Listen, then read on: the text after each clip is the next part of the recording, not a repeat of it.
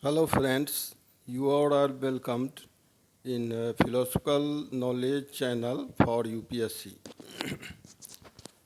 Some topics are very short, so I have included four topics in this audio. First is Sabd Praman of Nyayaj philosophy. Sabd or words is main source of getting knowledge. In Nyaya philosophy, words of faithful persons are regarded as Praman. There are two types of Sabd, Drishtarth and Adrishtarth. Next classification is Vedic and Avedic. Drishtarth, words by which we know the seen things or incidents are, are Drishtarth as temple or Drishtarth. These are descriptions of unseen things or incidents as God, sin, virtue, etc. Vedic. Vedas are the creations of God. Words described in Vedas are praman by which we get valid knowledge. Such words are always true. Laukik words. These are descriptions of common people are not always true.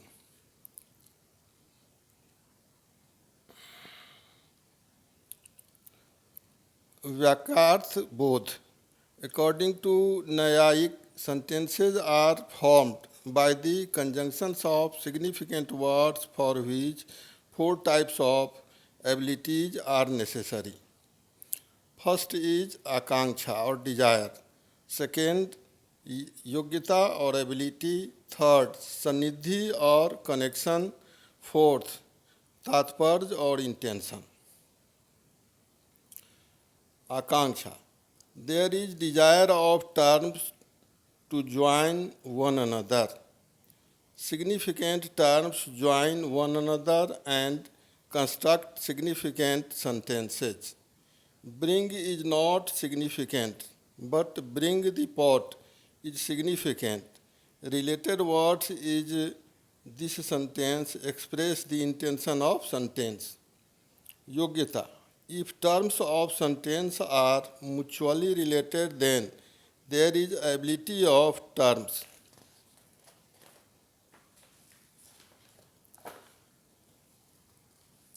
Irrigate with fire consists of contradictory terms, so there is lack of ability in it. Sangnidhi. In the sentence, if terms are very near on the basis of space and time, then there is sanidhi among them.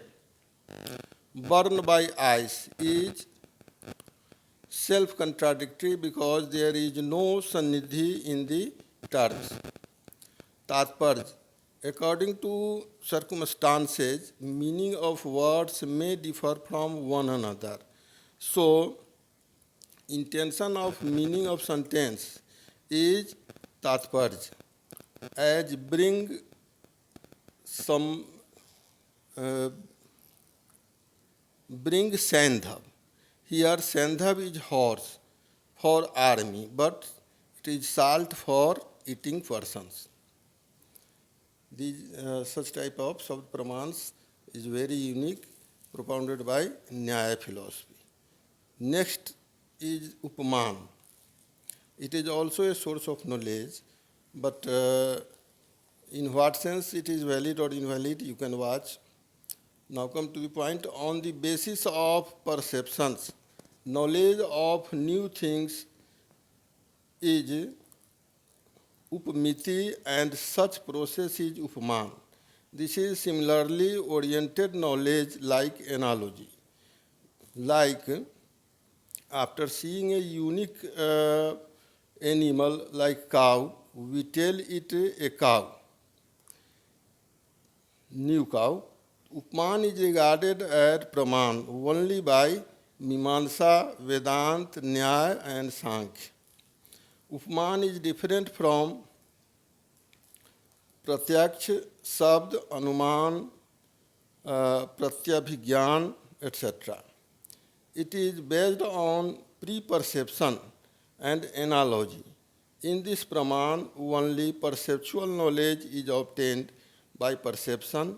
In Anuman, after perception, unknown or knowledge of unseen objects are inferred. Next topic of Nyaya philosophy is self or soul. Although it is very short, but it is very significant. Like another schools of Indian philosophy, soul is regarded as metaphysical entity. But against Vedanta, Nyaya regards soul as an entity without consciousness.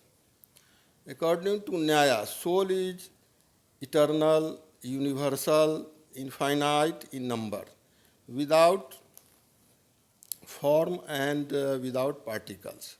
Soul is quite different from body. Mind and reason, pleasure, pain, desire, knowledge, etc. are accidental attributes of soul. Some philosophical schools regard soul as like a Brahma or absolute, or it is just like a drop of ocean. Ocean is Brahma and drop is soul. But Nyaya's statements are different to some extent. He tells soul cannot be known by sense organs. Soul is base of all attributes and memories. Soul is innumerable and different type of soul is existent in different bodies because their experience is different from one another. Soul is creator, consumer, and receivers of knowledge. In different schools of Indian philosophy, 5 types of concepts about soul have been given. Charvaka, Dehatmavad, only body is soul and consciousness is its accidental quality. Bodha, Anatmavad, soul is the flowing of consciousness that is not eternal. Advaita Vedanta, soul is one eternal consciousness who is not known or knowable, but indifferent in supreme consciousness, Brahma. Vishishtadvaita, soul is conscious and knower. Nyaya, Nyaya Vaisesika, soul is conscious and real. It is just like realism. Characteristics of soul. First is soul is neither body nor collection of sense organs. Soul is different from imagination, memory, and thought.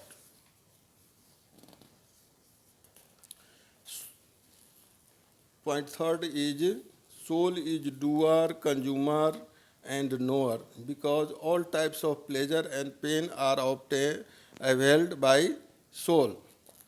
Fourth point is soul is without any particle, so cannot be destroyed. Fifth, desire, effort, jealousy are accidental quality of soul.